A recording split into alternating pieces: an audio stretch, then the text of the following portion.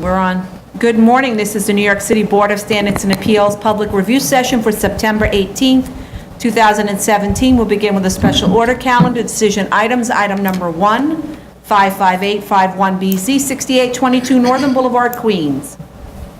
So just to let everybody know, this is a special, this is a review session for a special hearing that'll take place tomorrow. Because it's a special hearing, we don't have this hearing room. Oh, you got it. So the hearing tomorrow will begin at 10 a.m. at 250 Broadway on the 29th floor. And because it's actually a small conference room, you need to make an appointment in order to come upstairs because we have strict security and they go by names. So you need to call 212-386-0009 and make sure your name is in security to come upstairs. Okay, those, I've listed everyone who's on here. If members of the public or anyone who hasn't emailed me is not on here, then let me know. And the new cases at 1 o'clock will be heard at 1 o'clock Right. tomorrow. Okay, so with respect to 558-51BZ 66-22 Northern Boulevard, I believe that all the requested changes have been installed on the site, and they provided photographs to demonstrate that, and they also corrected the issues on the open issues on the plan. Everybody okay? Yes. Yeah. Item number 2, 82259BZ, 1774 Victory Boulevard, Staten Island. Received photographs. Right. The submission also says that the BOLA entity will have site control by October 20th, which is much better than waiting until 2018 or December or whatever. The proposed plans that were approved in 2014, though, need to be amended to show new asphalt and concrete paving because we thought maybe they would do that now. But from the photographs, you can see the asphalt and concrete is in really bad shape, and it shows existing to remain on the drawings. So, and they should also specify what kind of landscaping is being used. It just says landscaped area, and we're at the point where we need to know the specific shrubs and so on that's proposed. So if they can get that in by tomorrow? Yeah, that would be great if they could do that.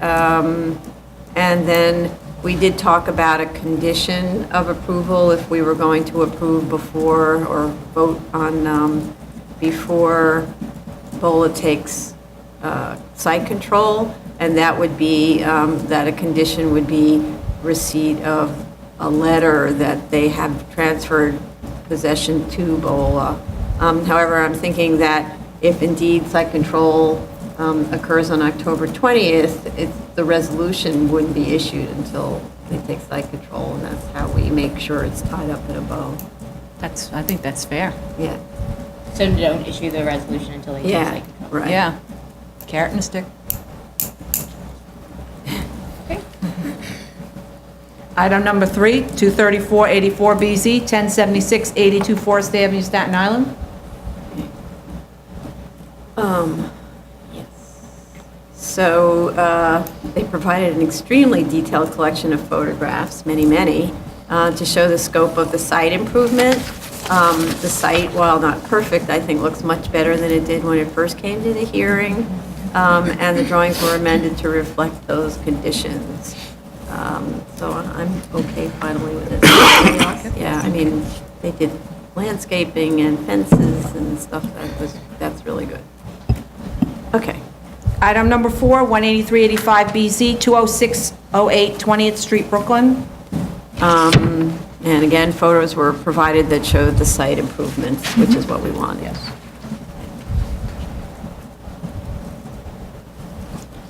Item number 5, 33605BZ, 495 Broadway, Manhattan. And all we wanted was the fire alarm note added to the plans, which was more or less correct. It says the fire alarm, let's say, is installed and will look like this. Tense agreements are always so nice, but I think it gets the point across. Yikes. Okay. And just getting two more. Go on. Yeah. Appeals calendar, continued hearing items. Item number 6, 2016-4327A, 15 East 30th Street, Manhattan. So we're going to read our comments about this, but to let the public know, we had a scheduling issue with this at the last hearing where we didn't know where our hearing room was going to be. So what we found out is, so tomorrow our hearing is in a room that's too small to accommodate more than 20 or 30 people, and there's likely to be a lot of interest in this application, so, and therefore a lot of people. So we're adjourning the hearing that was scheduled for tomorrow till the next day, till Wednesday. Just for this case. Just for this case, 10 a.m., right? And it will be held here at 22 Reed Street, okay? So, okay, so then we can go through our comments if I can find them. Sorry.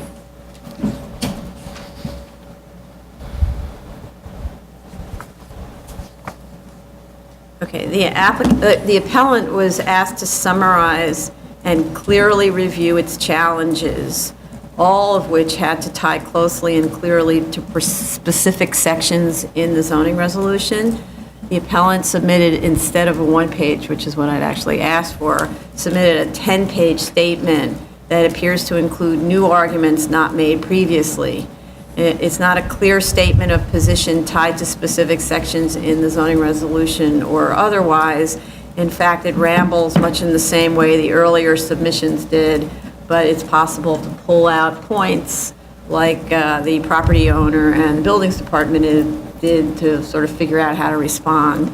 Point A1 states that a structural void, what they're calling a structural void, is not a zoning resolution section 1210 use, defined use. And I don't think anyone is disputing that a structural void is a use. So moving on. Point A1 also appears to challenge the owner's indication on the drawings that the floors in question are mechanical floors. Without testimony by a licensed and appropriately experienced mechanical engineer refuting the amount of floor space devoted on the drawings to mechanical equipment, the board has no basis on which to question this condition. I believe point B made by the appellant is the same issue. As the board requested, the owner submitted a set of composite mechanical plans that DOB reviewed and approved.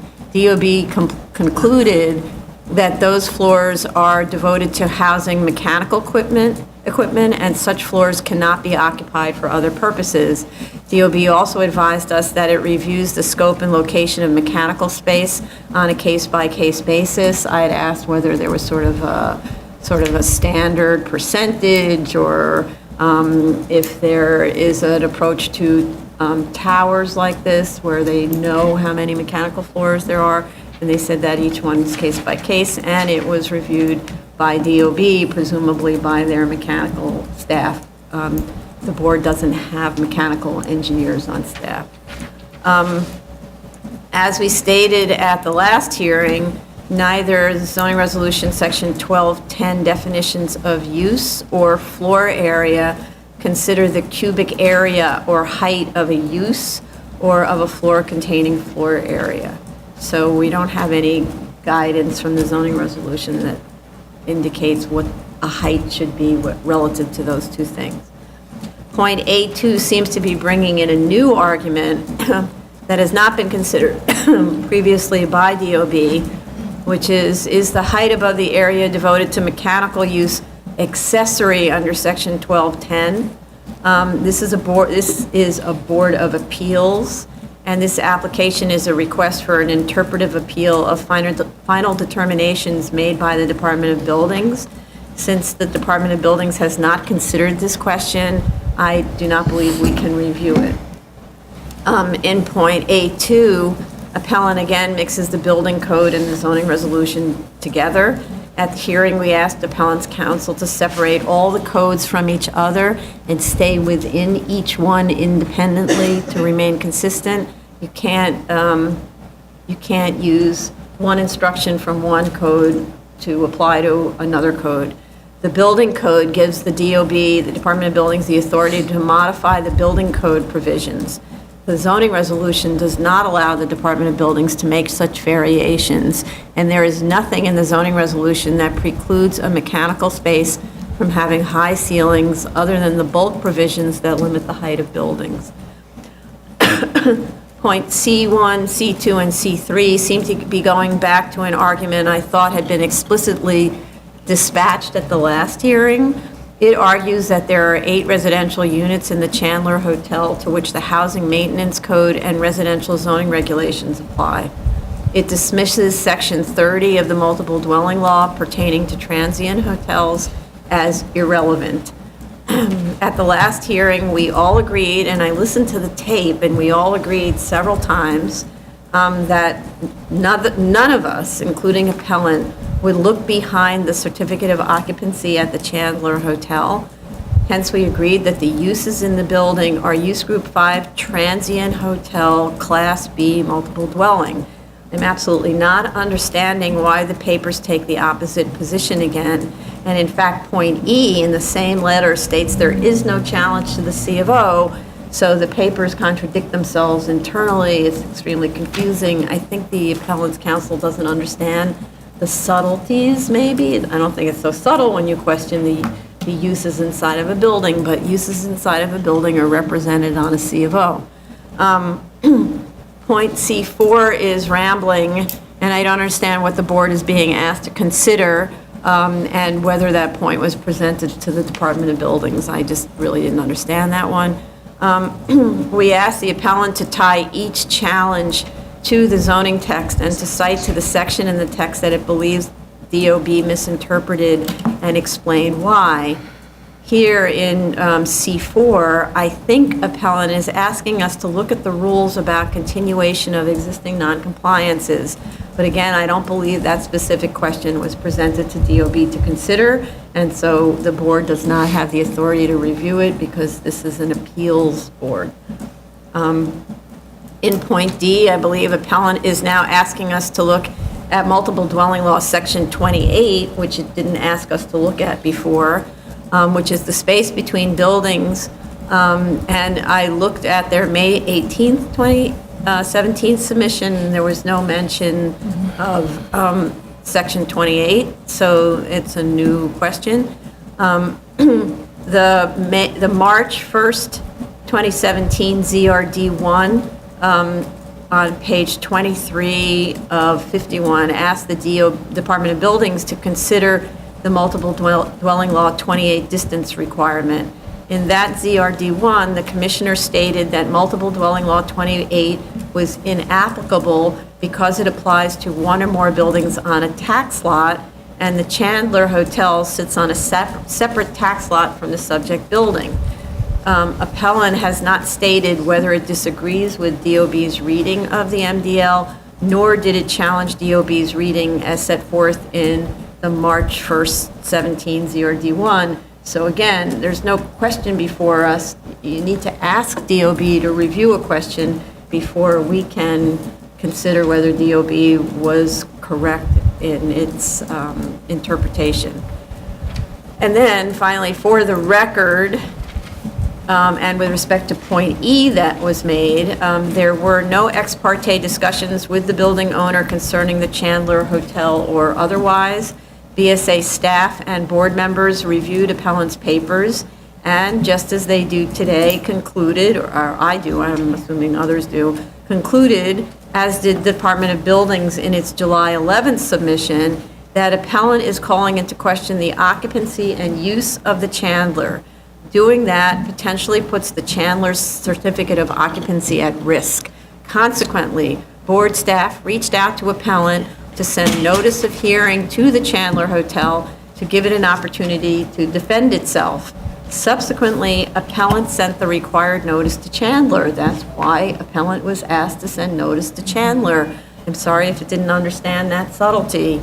Upon a call from the owner to learn about the progress of the BSA review, BSA staff advised them that this notice requirement was the reason for the delay in calendaring this item for hearing. And in conclusion, I think appellant's arguments are unpersuasive, not supported by their submissions, and in certain cases premature. Next. I agree with your statements in all three aspects of it. I was, we had given, as you stated, we had given a very clear direction as to what we wanted in terms of the discussion. And I did not find the documentations provided any bit more clarity to the argument.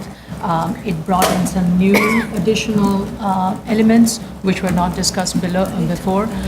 But be that as it may, I think even the new elements fail to recognize the fact that, and those are related to the use of Hotel Chandler, and that use has been very specifically identified in the CO as a non-residential use, and therefore all the additional new issues that have been brought up and the applicability of inner courts in that case is not applicable because it's not a residential use, it's a commercial your transient hotel, not use group 1 and 2. With regards to the height limits, again, I stand by what I had said before. City zoning resolution did not specify any height limits. This zoning district does not have any height limits. So the floor to ceiling heights are completely dependent on the need of the space and as determined by DOB in its evaluation. And as they have indicated, they've been consistent in their evaluation of other uses. I am not going to question how this has been interpreted, and I believe it's been consistent, at least with the way the zoning regulation is written.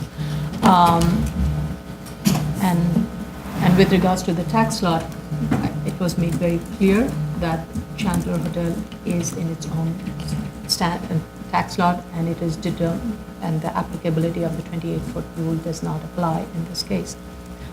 So I did not find any new arguments that would change my opinion from the last hearing.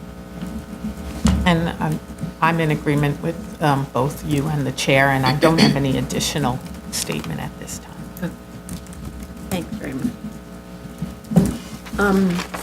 Okay, so just a reminder, that hearing will be held on Wednesday. In this room. In this room, yeah. At 10 a.m. At 10 a.m. Zoning calendar decision items. Item number 7, 21615BZ, 205 West Fordham Road, the Bronx. Okay. Oh, yes, right, yeah. Actually, I did. Do we need I to did. Do we need to open it? Because opposition. No, Well, no one's testifying. Nobody's testifying. So so we closed the hearings on this in July, after 5 hearings, the first of which was over a year ago, during which the board very carefully considered the issues here. Last week, we received a call from a city council member informing us of his interest in testifying on the application, and indicating that there were other people in the neighborhood who were interested in coming to the hearing to give live testimony. We advised the council member last week that tomorrow's hearing is a special hearing held in a space that does not permit us an occupancy in excess of 20 to 30 persons.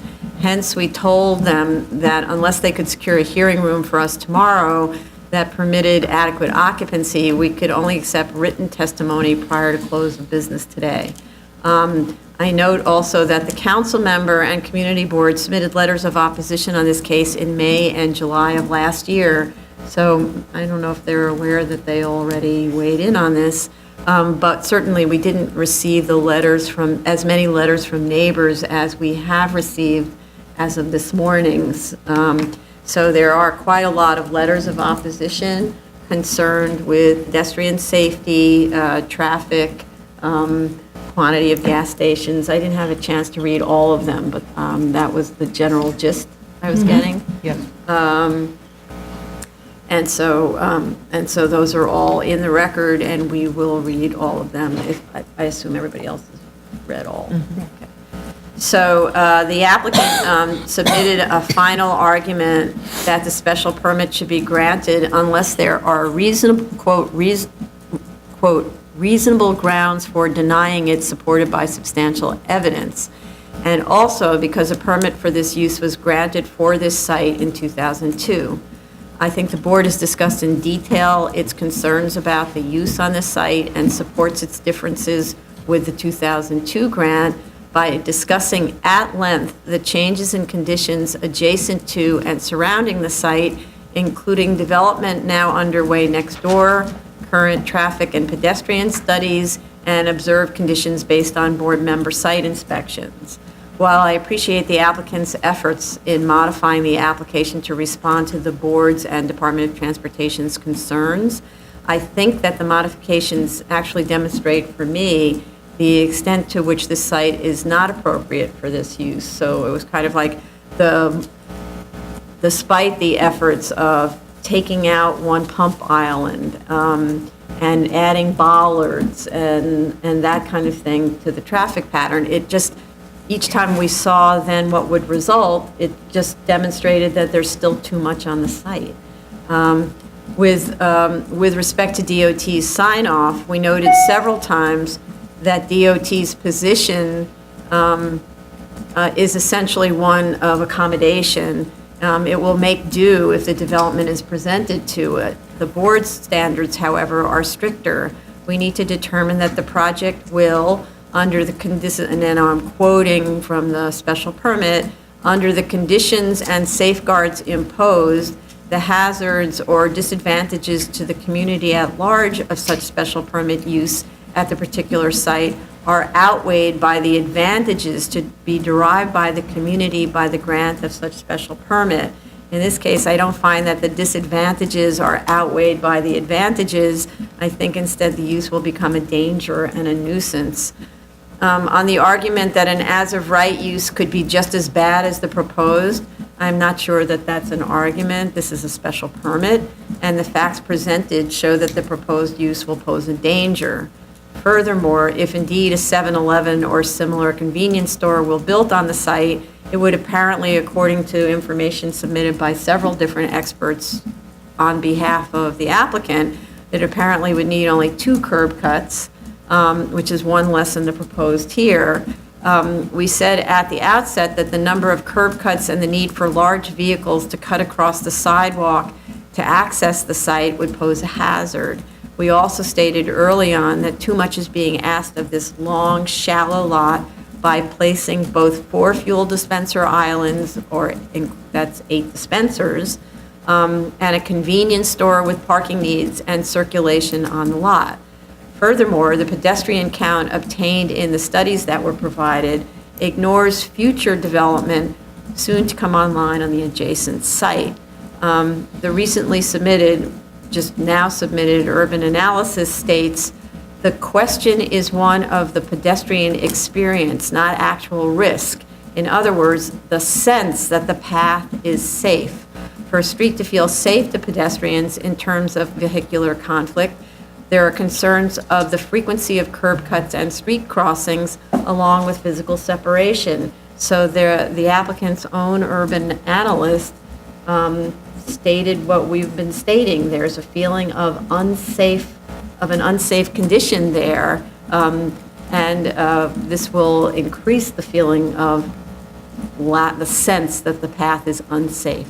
And that urban analysis also didn't consider the impact on pedestrian circulation and the need for a sense of safety that the building now under construction immediately adjacent to and west of the site will bring to the 136 housing units and 200 bed homeless shelter. So that's a lot of people who are going to be added to that very street, walking back and forth east and west past the station. The gas stations that were referred to on East Fordham Road at 588, 609, and 730 are located on deep lots that are not hampered by impossible turning radii with crisscrossing traffic patterns like the subject site. Both of the stations cited are corner lots with access from the side streets. Furthermore, to correct the statement in the analysis, Arthur Avenue and that portion of Fordham at Arthur Avenue and to the east of it are not within the busy shopping area referred to in the report. In fact, until 2013, those sites were all located in the C8 zoning district. So it still has a kind of automotive kind of edge of like light retail character to it. So it doesn't have the intensity that was referred to in the center of the shopping district. I note also, in light of the applicant's citation to the July 2017 New York State Supreme Court Suffolk County decision in matter of 711 v. Town of Babylon, that the board's view of this application has been consistent throughout the 5 hearings, that it has stated from the outset its concerns about traffic and pedestrian patterns, and stated that the applicant should further reduce the number of curb cuts, eliminate more dispensers and the convenience store, and that unlike the Babylon decision where the board was apparently swayed by community opposition, we heard very little from the community up until today. So, other opinions? I reviewed the latest submission by the applicant and specifically the urban studies that was provided, trying to understand how it would address my concern, which is the pedestrian flow. From the very beginning, I had expressed concern about the change in the land use that is occurring in this area and has changed since the last grant that was granted, which was in 2002. So there has been a change in the land use, that's first and foremost, and we need to recognize that. So we just cannot approve what was granted, just cannot take what was granted last time and carry it forward. I do recognize that the applicant did make an effort of reducing the number of gas pumps and try to reduce the seeming conflict, the vehicular conflict as much as possible.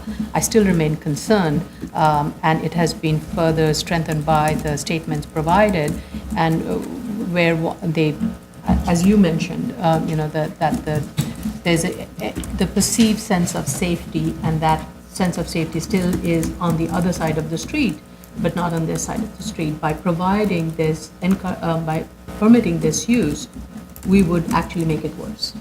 And with the changing land use that we are seeing in this area, that would give me a reason to be concerned about. And as Commissioner Otley Brown had mentioned earlier, and I defer to her, she being a better driver than I am in terms of how the maneuverability happens. The site is too small, especially narrow. So in terms of how the vehicles will be maneuvering in and out and the amount of time it would be waiting in that sidewalk to enter the vehicular flow is going to be an added concern in light of the pedestrian flow and the increased pedestrian flow that we anticipate with the change in use. So I remain. I agree with Commissioner Shonda that, the initial grant for that station happened over a decade ago, and a lot of things have changed in that area in that past over a decade period of time. And so you can't expect us to just resurrect an old grant and just put a rubber stamp on it. You did it once, you could do it again, because things have changed. And unfortunately, that's the risk of not developing as soon as you get your grant. Things can change, and you may get caught out there where you can't do it. I also think that, like the chair said, there is a difference between this portion of West Fordham Road and the portion of East Fordham Road where those gas stations are located. This portion of West Fordham Road, which I've used when there are accidents on the Major Deegan and I'm trying to find an alternate, it's a faster traffic area. It's people who are rushing to get onto the highway. On East Fordham Road, you actually have a separation right around the area of the gas stations where the express traffic actually goes underneath subgrade and the local traffic stays on the side. And so in preparation for that going eastbound, the people who are closer to to the right lane, the curb side tend to be going slower because they're turning into the side streets. The people who are doing a straight through as fast as they can are in the center lanes that then go down underneath the overpass. So there is a difference in terms of the types of traffic that visit that site versus the subject site. And since the beginning, like Commissioner Shonda, I've raised reservations about having diesel on the site and what diesel availability could invite larger trucks. And although they say it's not likely, the one good way to ensure that the worst case scenario won't happen would have just been to eliminate diesel. But it wasn't, ever seriously considered. And so, at least this commissioner's reservations were not assuaged or so. No.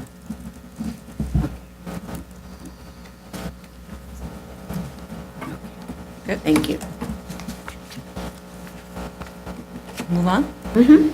Item number 8, 2016-4147BZ, 57-1258th Place, Queens.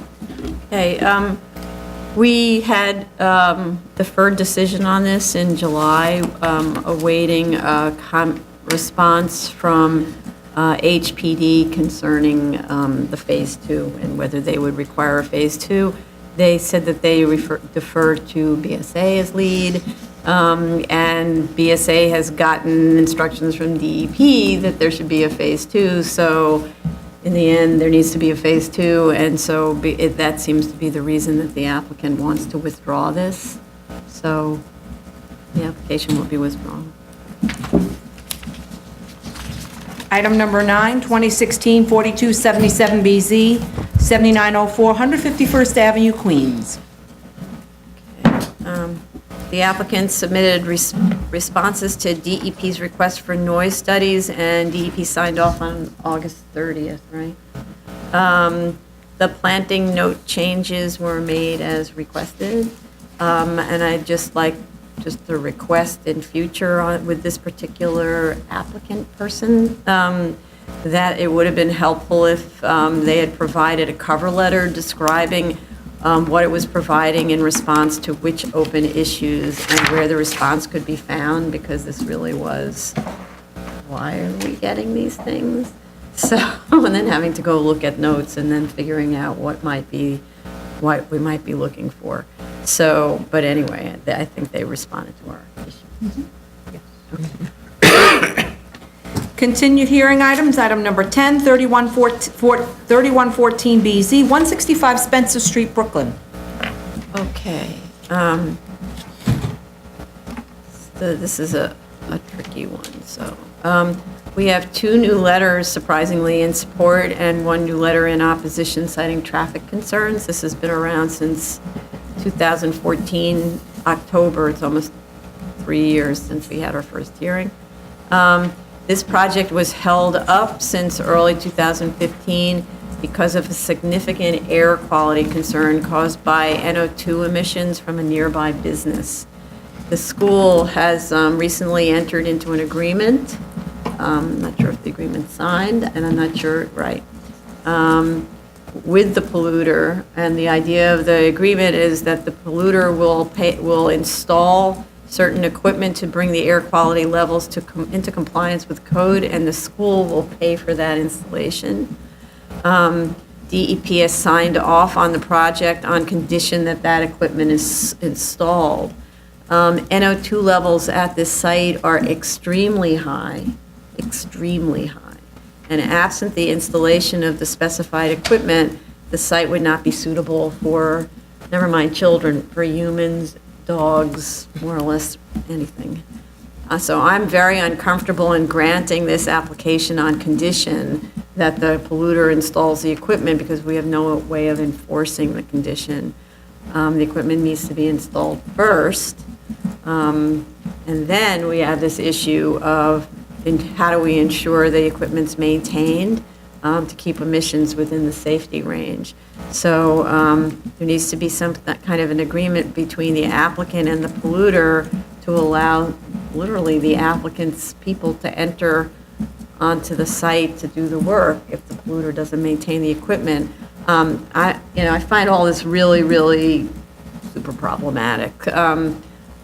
Because, of course, there's no way for the BSA to monitor this condition, absent maybe an E designation and OER involvement, which apparently they won't take.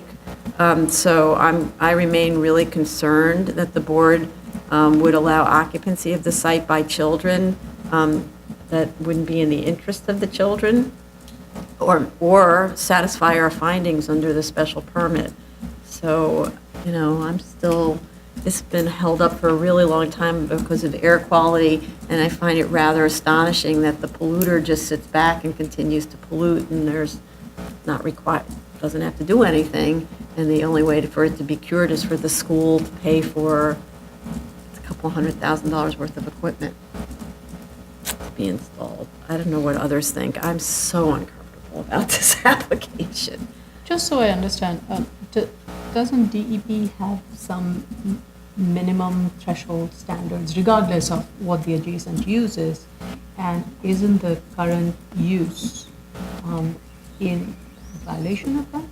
So then wouldn't DEP be responsible for monitoring the use, especially after the equipment has been installed? I agree that we should make sure that the equipment has been installed.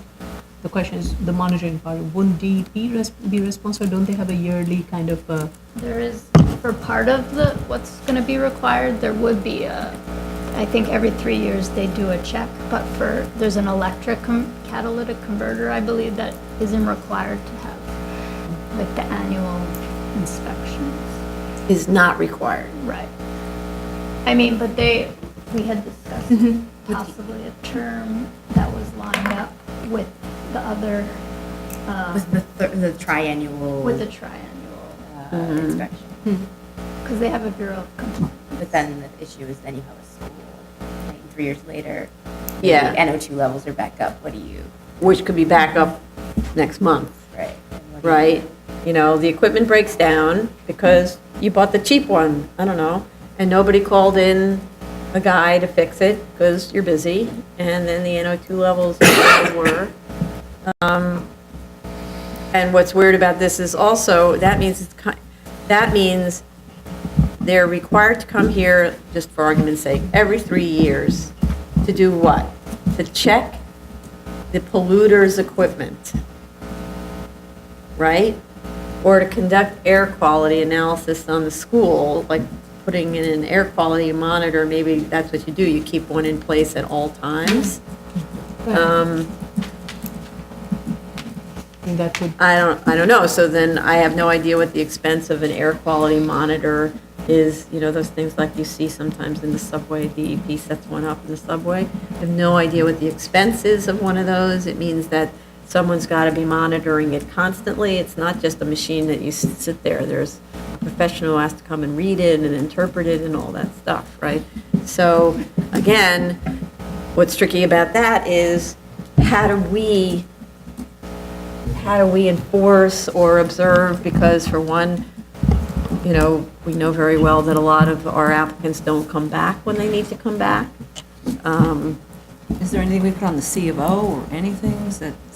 And what to do on, Like, yeah. what's DOB do? DOB? Yeah, DOB doesn't do anything. It's not even its department. This is It's not even their environmental. building, right? Yeah, It's- right. It's their building being affected, Right. their use being affected by their use offsite. Yeah, what's crazy is it's unrelated to the school, right?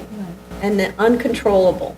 And not under our jurisdiction. Right. Yeah. I'm trying to find a similar situation, so in areas where city has rezoned some of the abutting uses to M districts, or allowed for a mix of residential. In those instances, how situations like these are monitored, and can that be replicated?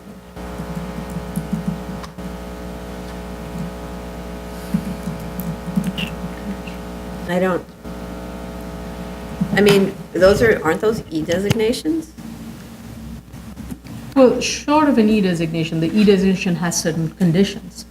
So, short of having the what are the other, E designation triggers certain conditions. can't those conditions be carried over into our conditions or restrictive deck? But again, the E isn't for the school site, it's for the polluter. So who's when not there's a here. rezoning, it's a different thing because all the property owners are affected by the rezoning, and that's sort of the deal, you know? You get upzoned in some desirable way, and then zoning and e-designation go hand in hand, a little environmental control and land use controls and all that hand in hand. Here, we have no relationship with the polluter. None. So, and no way to enforce, and that's the part that's so crazy, is that a polluter can be producing so much toxin. It really is toxin. There are people living near this site. Right across the street, right? And doesn't have to do anything. Maybe gets a little bit of a fine, but the fine, but we see how much it costs to install this thing, so pay the fine, it's cheaper. So, you know, short of suing them, and then the court enforces it, you know, that kind of thing. That's where you want a court order to, and maybe that's a better route for the school. Might be cheaper. Actually, yeah. Might be cheaper if they sued them. Then the polluter would have to do by court order what it has to do. Yeah, so I don't see how we get there. This doesn't meet the findings, the simple findings, right? So I just think, right, yeah. Sorry. No, Yeah, you're, Miss Tony. Sorry, I apologize. Overstepping. It's okay. right, so there we go, it's out, you know, and we've been deferring, hoping that they would come to some conclusion where they actually did the work, and we no longer even had to know about this polluting site, but we've instead gotten involved in a private agreement, and, you know, so, yeah, all right. We can think about it. Yeah. Mm-hmm. Okay. One. Mm-hmm. Item number 11, 17315 BC, 157 Kent Avenue, Brooklyn. Notes with respect to the fire alarm and sprinklers were added to the plans, and the owner states that the recommended acoustical measures were installed. We still don't have fire department on this, but there was an affidavit from installers. What can we do? Item number 12, 2016-4131 BZ, 901 Quentin Road, Brooklyn. Okay.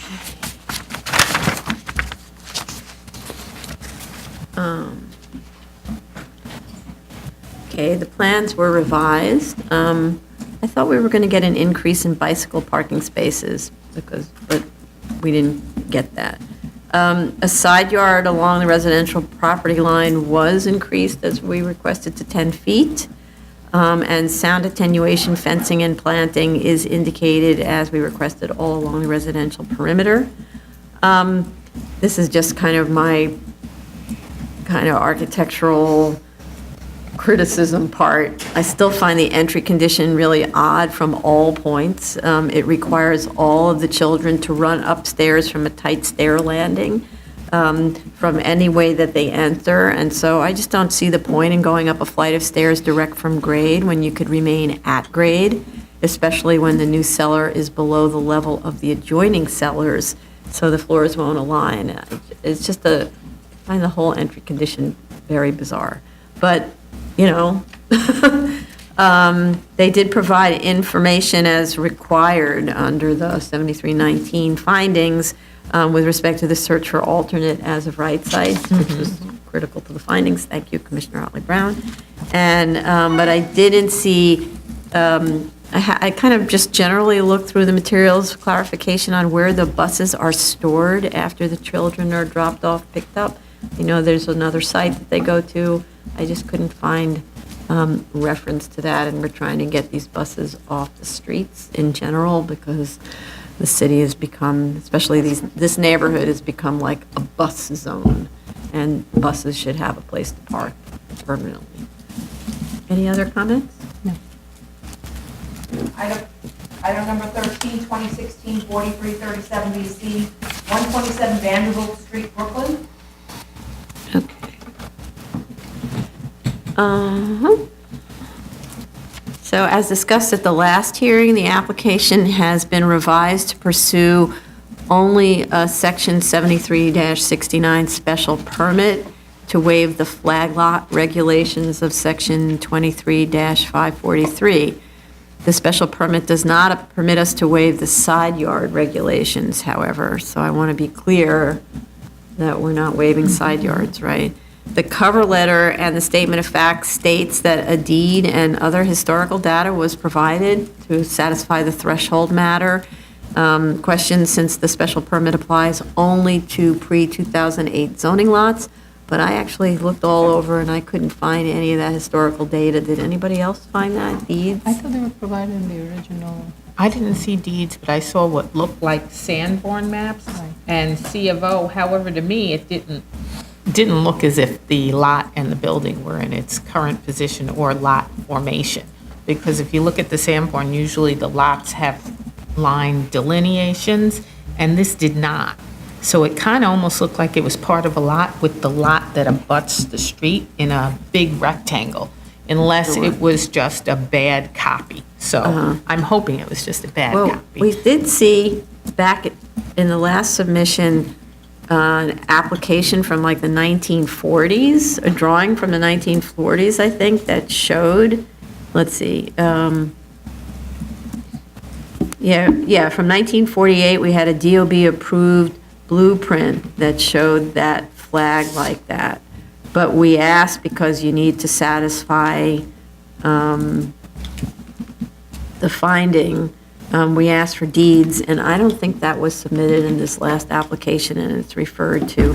I found on Acris a 1978 deed that refers to a 1954 deed that apparently split the lot as shown on the map. So I asked them to provide the 1954 deed, and I don't know if they did, but it didn't show up in our file. So we need that. I also didn't find any revised drawings. And we asked at the last hearing that the drawings make clear what is new and what is proposed and show clearly the extent of the waiver and the area of the enlargement. I didn't find that at all. The BSA zoning calculation sheet implies that waivers for side yards are being requested because they go down the list, and wherever it says no, that's an implication that the BSA is waiving. It can't do that. It can say it's an existing condition and no enlargement with an asterisk, something like that, but we're not waiving that. In making its argument in favor of the waiver, the statement of fact should have stated that the existing structure has been located at the rear and side lot line of this flag since whichever time, and that an enlargement within the interior lot portion that's outside of the flag is not feasible because of whatever reason it's not feasible. So there's an 18-foot wide access way, and you could argue maybe that you can't build anything in that access way because of side yard regs. But it needs to state that because that's the finding for this flag waiver, that you can't feasibly develop the lot. So this submission was a little lazy, I have to say. So I went back to that, to the original submission and looked at the 1950 Sanborn. So that's what I was referring to, of the site where it still looks like it's one huge rectangle that fronts on Vanderbilt. And also the building that's in the rear of that kind of looks like it's a garage that's like right along the rear lot line, a one-story garage. I think they said that this had been a garage turned into a Right. house. 1948 CRF. So that sandbond from 1950 comports with the deed from 1954 that split the lot. Okay. So it's just that we don't have the deed, and so we're going only on Sanborn data that's not supporting the argument. Right, but then when you look at the Sanborn from 1969, it's the same thing. So Okay. it's that same large rectangle with no delineation that shows the apportionment. Right. So Sanborn can be wrong, the deed isn't supposed to be wrong, though we have seen wrong deeds. Right. So that's why we really need that deed from 1954, and if it's not on Acris, so it has to be obtained from a title company. Or from just going down the street and going through record, which is quite interesting if you've never done it. Okay. Any other comments on this? I don't know how often the board does these little flag lot waivers. That was the first one I've seen, so. I don't think more than one other time in the past 10 years. Okay. New cases, item number 1, 2017, 45 BZ, 3896 10th Avenue, Manhattan. Okay, so because it's a new case, I'll state we have proof of service of initial filing and proof of notice of hearing to officials and neighbors. Community Board 12 recommends approval.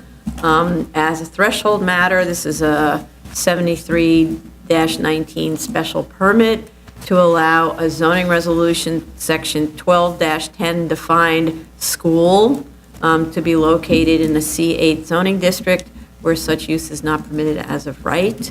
The applicant has submitted its charter demonstrating that it meets the requirements of sections 3204, 3205, and 3210 of the New York State Educational Law as required by section 1210 of the zoning resolution.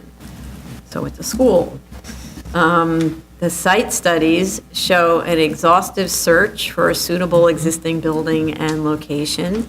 This appears to be an ideal location, I think, and is not adjacent to noxious uses, unlike the prior one, or heavy automotive uses, although it is across the street from the elevated of the number 1 train. It appears that the proposed acoustical attenuation measures will be adequate to control that based on DEP's review and recommendations. And they submitted a lot of information about the acoustical windows, their sections, a specification report. And I note there are certainly other schools in the city near the elevated. I saw one just a couple of weeks ago. So I'd like to know whether DEP has signed off on the E designation for noise, which is what was stated in the statement of facts, though I'm not sure why that's necessary since it's in the project. So why do you need an E designation for noise? Although DEP does say that an E designation is necessary for hazmat, I see a letter from DEP agreeing to the noise attenuation and closed window conditions. They should add a note on the drawings about the closed window condition and alternate means of ventilation. That should be on the plans as well. OER was supposed to be reviewing the remedial action work plan. I don't know what state that's in. I see that DEP signed off on air quality, but that appears to be air quality impacts that are caused by the school. I don't know if DEP looked at issues about air quality surrounding the school, though I don't think any uses were mentioned in any of the reports, like spray booths or anything like that. You didn't see any? No, not on my site visit.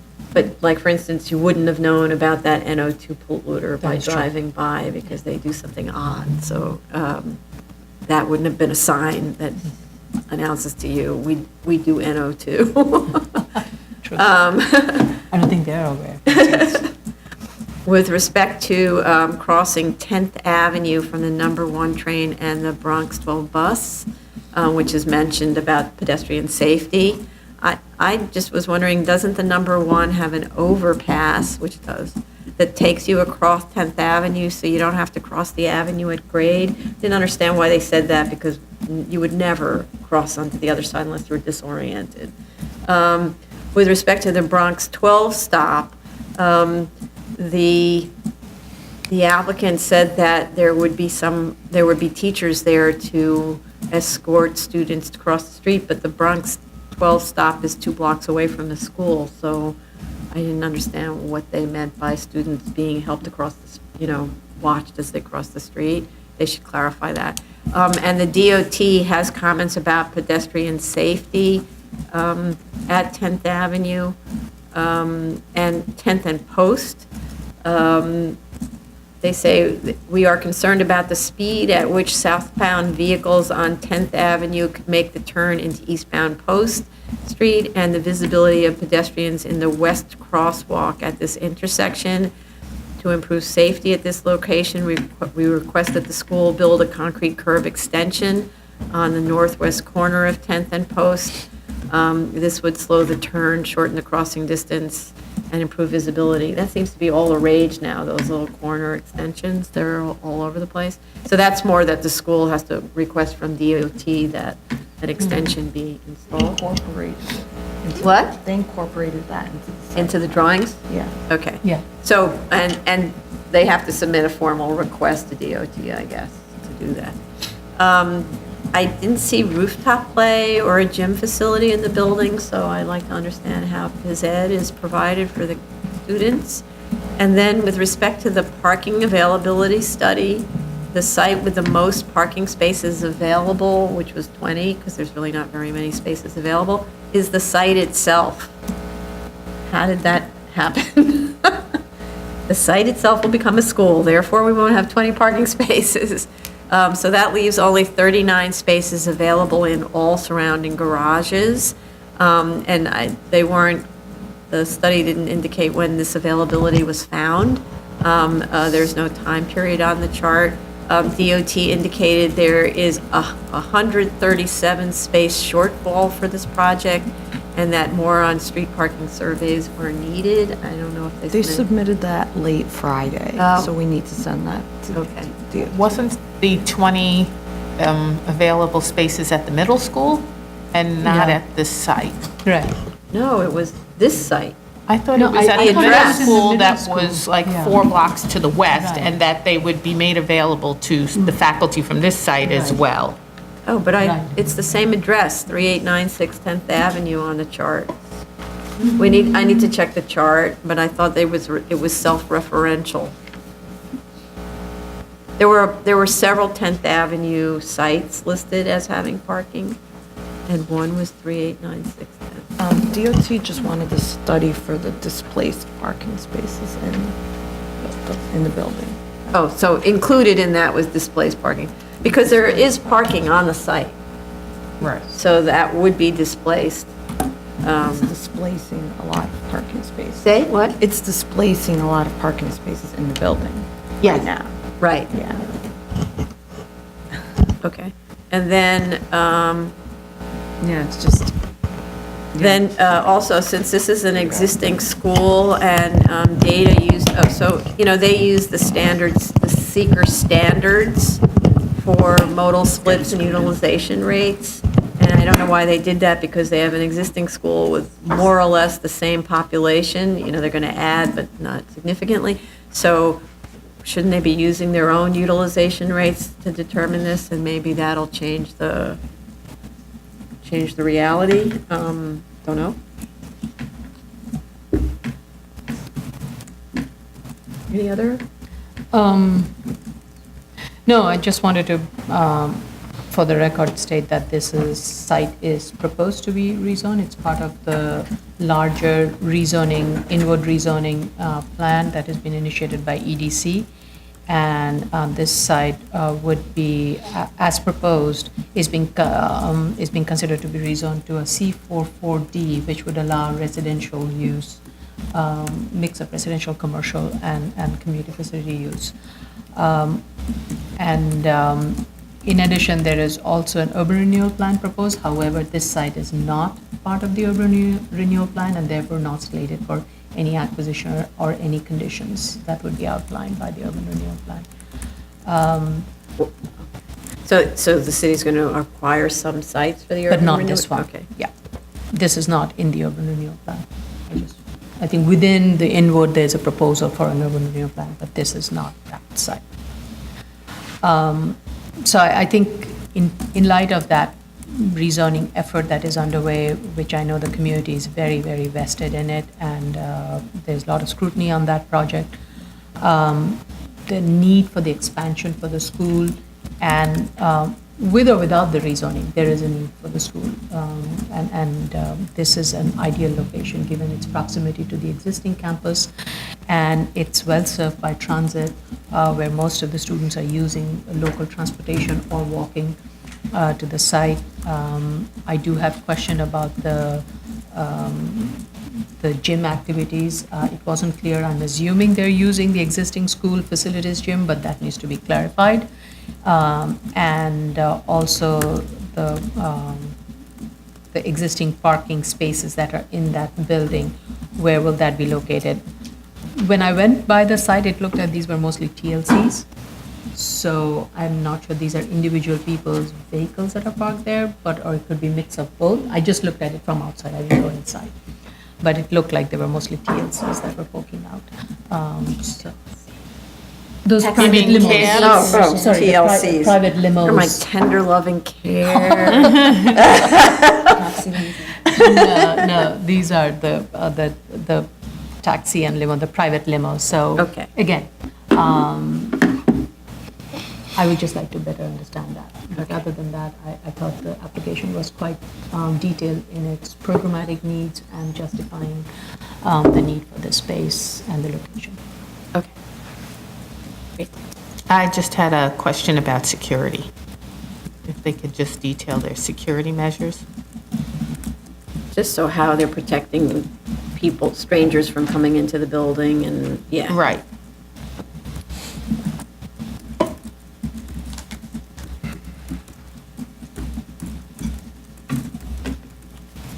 Okay. Okay, good.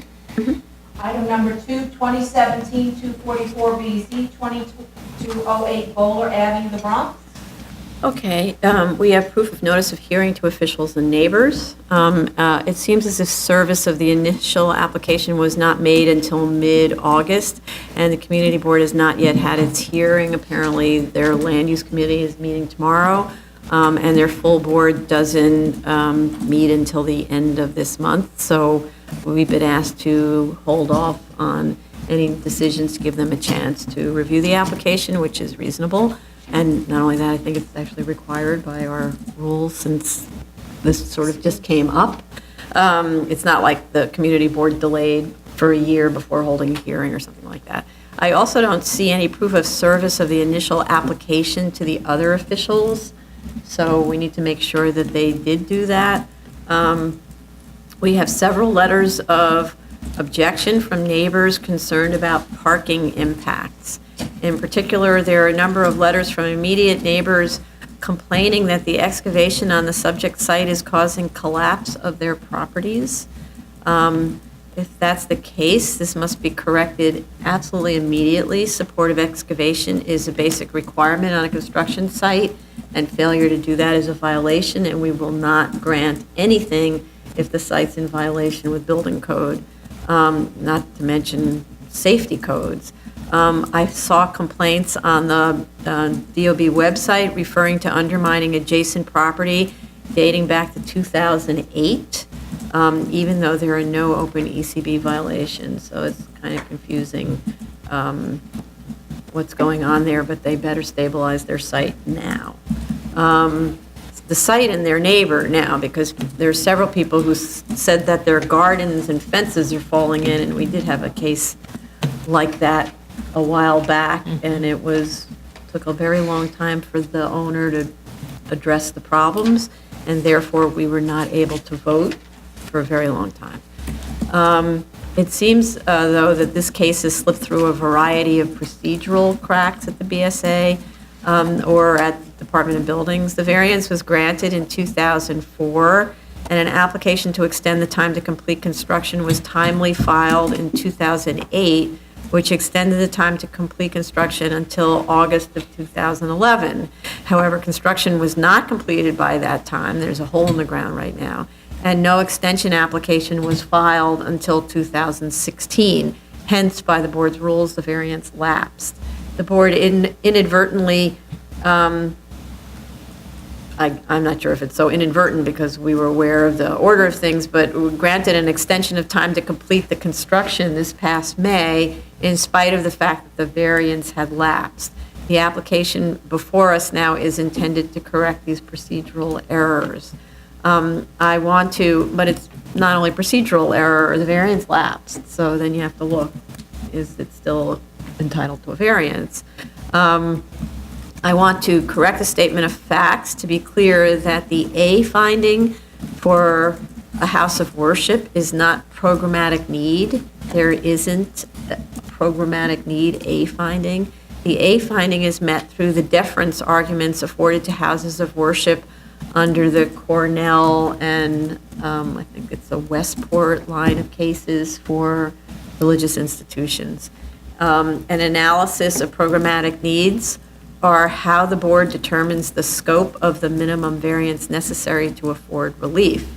The board in this case also found, in the case in 2004, also found the 40-foot lot width inadequate to meet the programmatic needs, although that width was not found to have been unique, so it wasn't a uniqueness argument. With a 15-foot front yard requirement and an 8-foot, or is it a 10% of aggregate street wall width side yard requirement, and I don't actually know which one applies here. And as of right building on the lot would have a floor plate of what? The applicant should give us that info. So, you know, why do they need this waiver? Is this effectively an unbuildable lot for this use? A 40-foot wide lot can be buildable if it's for a house, but maybe not for a house of worship. The zoning calculation sheet is also incorrect. It should show the non-compliances to be waived by this variance. There can be an asterisk or something to indicate which waivers were the subject of a prior variance, but that variance lapsed. So it needs to be very clear, and the statement of facts also has to make clear what waivers are being sought. It should also note that the zoning district has changed since the 2004 approval. It was an R32 and now it's an R3A. And the project didn't vest under the 2004 zoning. So the applicant needs to make sure that it has everything covered. I don't know what else might have changed. There have also been changes twice to the New York City Building Code. So the project has to comply with the 2014 code. I have no idea whether it does. The proposed drawings that were submitted to us have a layer that includes a lot of dimensions, which makes the drawings very difficult to read because it's dimensioning every little wall and everything. And because we printed on 11 by 17 paper, you're not going to be able to read the drawings. So all the dimensions have to be eliminated except for the outside overall and the major room sizes, and make clear on the drawings what the scope of the variances are, because from the drawings you have no idea. I also didn't see any EAS or short form EAF in the folder. I know this is a request to reinstate a lapsed variance, but it's been 13 years since the approval, and parking is, according to the neighbors, an issue at this site. So I do think that we need an updated EAS. Also, the parking isn't listed as one of the required waivers. The statement of facts makes reference to a 2005 parking waiver that was issued by the board for this site. But that waiver isn't provided in the submission, and I actually don't know what it would be. We don't issue parking waivers by letter of no objection or substantial compliance, so I don't know what that is. The maximum number in an R3 that can be waived is 10 spaces, and this one needs something in the 20 or 30 space range. It's based on 1 person per 10 rated capacity. And also, I'm just trying to understand in terms of the parking needs, whether the garage that's directly across the street that's there for Co-op City plays into the parking requirements in the area, or let's say parking needs in the area, and even whether somehow or other the institution might make some arrangement with Co-op City to use available parking if there is any in this parking lot.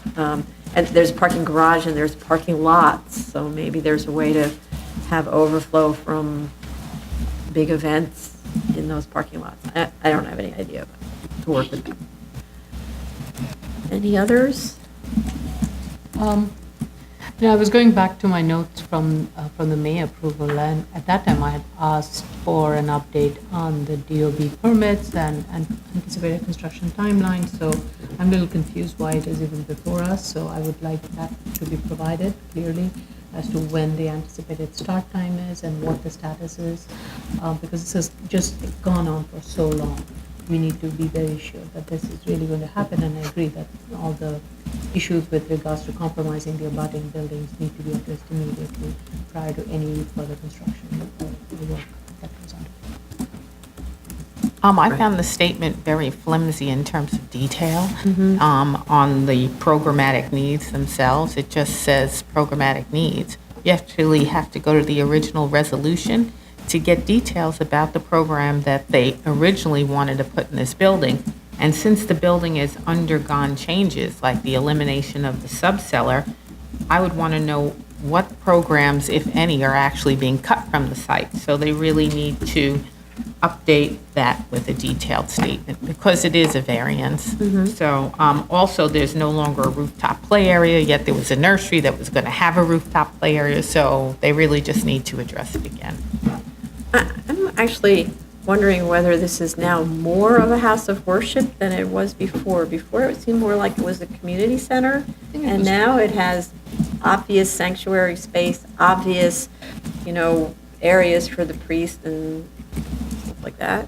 Right, but it did have worship services and theological studies, and as well as Classrooms nursery and school, nursery tutoring rooms, programs, yeah. health and wellness testing, Right. family and drug counseling, domestic violence, refuge referral, food program, evening community center, senior fitness center, theology bookstore. I mean, it had a list of things programs. that I don't know how they're going to fit in this smaller building. Right. No, I guess the reason for my question was that the letter from the council member described all those uses and never discussed the sort of the theological purposes. And so then I got a little Because those are the programs the confused. council member is going to fund. Yes, right. Maybe Well, that's why that he's was the aware. other part, that you're funding house of worship always makes me just curious.